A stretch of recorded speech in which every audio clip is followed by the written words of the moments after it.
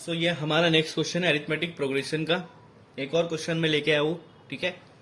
तो देखो क्वेश्चन क्या दिया हुआ है, इन एन एपी, एपी बोले तो अरिथमेटिक प्रोग्रेशन, यानी 17 term is 7 more than it's 10 term, find the common difference. Common difference निकालना है सबसे पहले, देखो तो मतलब डी निकालना है आपको, डी फाइंड आउट करना है। तो सबसे पहले ये बात बताओ मेरे को, ए दिया हुआ है क्या, फर्स्ट टर्म दिया हुआ है क्या, नहीं दिया हुआ है, ए भी नहीं दिया हुआ है, न तुमको टोटल टर्म दिया हुआ है, कुछ नहीं दिया हुआ है, ठीक है। ठीक है, क्या दिया हुआ है आपको, क्या पूछा है, आपको बोला है 17th टर्म, 17 टर्म को मैं लिखूंगा T17, ठीक है। और यहां पर दिया 10th टर्म, 10 टर्म को लिखूंगा T10। ये दो चीज को याद रखो, ठीक है। टर्म को इस तरह से लिखे जाते हैं, जितना दिया हुआ आपको, सेकंड टर्म दिया है तो T2, थर्ड टर्म दिया है तो T3, इस तरह से लिखने गए। तो ये दो टर्म दिया है 17 और 10th, ठीक है। सबसे पहले T10 में फाइंड आउट कर लेता हूँ। T10 सबसे पहले मैं यहाँ पर फॉर्मूला बता देता हूँ आपको, जिस किसको नहीं पता होगा, Tn is equal to a plus n minus 1 d, ये फॉर्मूला है आपका, ठीक है। टर्म फाइंड आउट करने के लिए अरिथमेटिक प्रोग्रेशन में ये फॉर्मूला यूज किया जाता है।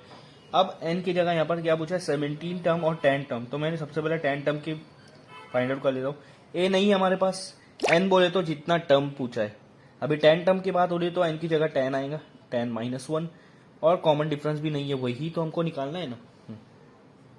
तो T10 कहाँ तक सॉल्व हो सकता है, a प्लस 10 माइनस 1 कितना होगा 9, तो 9d, ये आपका पहला इक्वेशन होगा। T10 is equal to a plus 9d, ठीक है। इसी तरह 17th टर्म भी फाइंड आउट कर देते हैं, a प्लस n की जगह रखेंगे 17 माइनस 1 और फिर d, a प्लस 17 माइनस 1 कितना होगा 16d, कितना होगा 16d, T17 is equal to 16 a plus 16d, ये आपका सेकंड इक्वेशन हो जाएगा। दो इक्वेशन यहाँ पर आपको मिल गया, T10 और T17।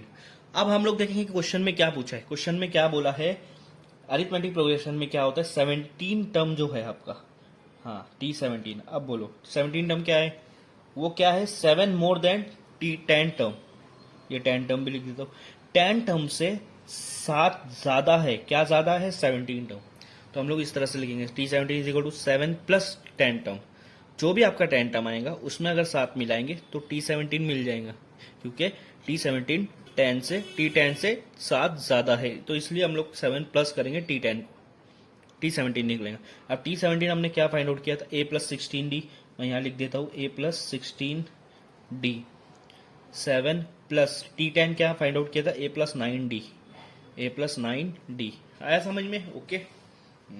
अब क्या करूंगा मैं, a प्लस 9d को ये साइड लेके आऊंगा, इक्वल टू के ये साइड, a प्लस 16d वैसा का वैसा लिखो, a को इधर लाऊंगा तो उधर प्लस है तो इधर आके माइनस हो जाएगा, 9d उधर प्लस है तो इधर आके माइनस हो जाएगा, इज इक्वल टू ये 7 उधर का उधर ही रहेगा, हम इसको इधर नहीं ला रहे, a और a क्या हो जा रहा है, कैंसिल हो जा रहा है। 16d में से 9d गया, कितना बचेगा, 16 में से 9 गया 7d, इज इक्वल टू ये बचा 7, ठीक है। तो 7 और d क्या है, मल्टीप्लाई में है, उधर जाके डिवाइड होगा, d is equal to 7 divide by 7, तो d क्या हो जाएगा आपका, d हो जाएगा 1, d क्या हो जाएगा 1, तो यहाँ पर d आपका 1 आ गया, कॉमन डिफरेंस निकल गया। तो कॉमन डिफरेंस ही पूछा था, कॉमन डिफरेंस निकाल दिया, आया समझ में, ठीक है।